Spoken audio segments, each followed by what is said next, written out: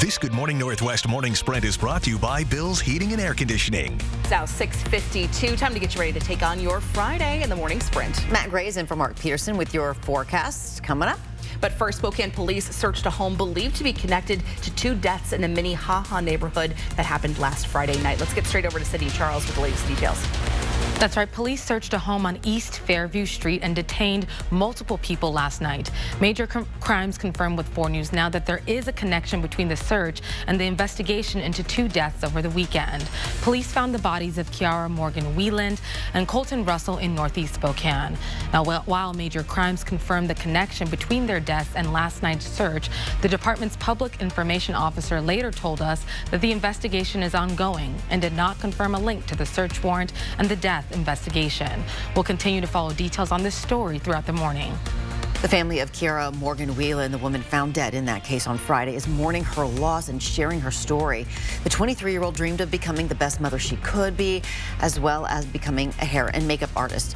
She was a single mom to a 1-year-old boy and has a tight-knit family devastated by her loss, including 2 cousins who spoke with 4 News Now. You can find their testimonies on our website, KXLY.com.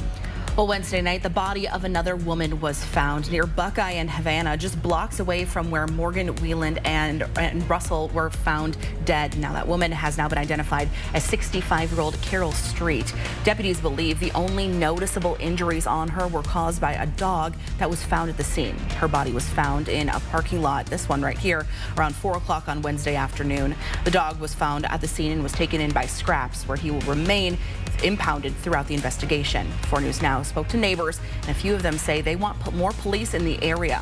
This is a developing story, and we'll update you with new information as it becomes available. December 28th, that is when the off-campus home where 4 University of Idaho students were murdered will be torn down. The university making the announcement that while students are away on Christmas break, Germer Construction will begin tearing down the house at 1122 King Street. The university says its removal will allow the collective healing of the community to continue. Now, ahead of that demolition, Brian Koberger's defense team arrived on King Street, getting access to the inside of the house. The defense was there to gather photos, measurements, and drone footage of the area in preparation of the trial, which Koberger faces the death penalty. There's still no date set for his trial. And of course, we'll continue to follow this story as it develops. You can read our continuing coverage on KXLY.com. And in your forecast, we've had a little bit of fog develop in the Coeur d'Alene area. Mostly, however, we are seeing just some high clouds and a setup for a decent amount of sunshine as we go through the day today, especially once that fog lifts in areas that are seeing it this morning. So partly cloudy skies.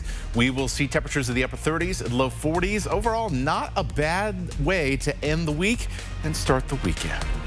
A Rogers High School student brought a gun to school yesterday. Campus safety managed to isolate the student and take the weapon.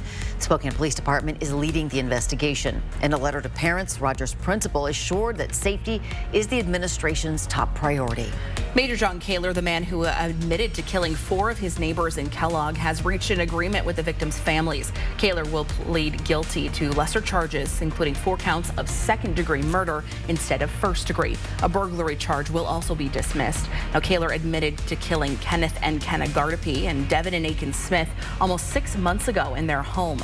A hearing is scheduled for Monday at the Shoshone County Courthouse. Spokane's largest homeless shelter will remain open until the end of April. The City Council approving the extension of the Salvation Army's contract to run the Trent Resource and Assistance Center, also known as TRAC. Some City Council members say the shelter is not perfect, but it is important that it stays open. The new contract will cost the city $3.2 million. The Red Kettle Drive for the Coeur d'Alene Salvation Army is urgently looking for more donations, saying it's only raised about 1/3 of its goal. The Red Kettle Drive is used to raise money for essential services like mental health treatment, providing warm clothes in the winter, food for food banks, and more. With only 2 weeks left to fundraise, it's well short of its $245,000 goal, meaning some winter services could be at risk. One reason the organization thinks it's falling short is the state of the economy. The Salvation Army in Spokane says it's facing the same issue, only meeting about half of its goal. They're accepting donations until Christmas Eve. Popular on KXLY.com this morning, package thefts are on the rise. Spokane Police's Stolen Property Enforcement and Recovery, or SPEAR team, is working to stop theft. If you have had a package stolen and you have photo or video evidence, police want you to post it to SPEAR's dedicated photo album, for theft investigations on Facebook. For links to report stolen packages and tips on how to prevent package theft from happening to you, look for this story on KXLY.com. Well, what do you think is the best holiday movie? 4 News Now is doing a friendly competition to decide the most popular one this time of year. 32 movies are going head-to-head in the first round. The voting ends tomorrow night, so vote for your favorite right now on KXLY.com/holidaymovies. We'll have a final check with your weather with Matt Gray right after the break.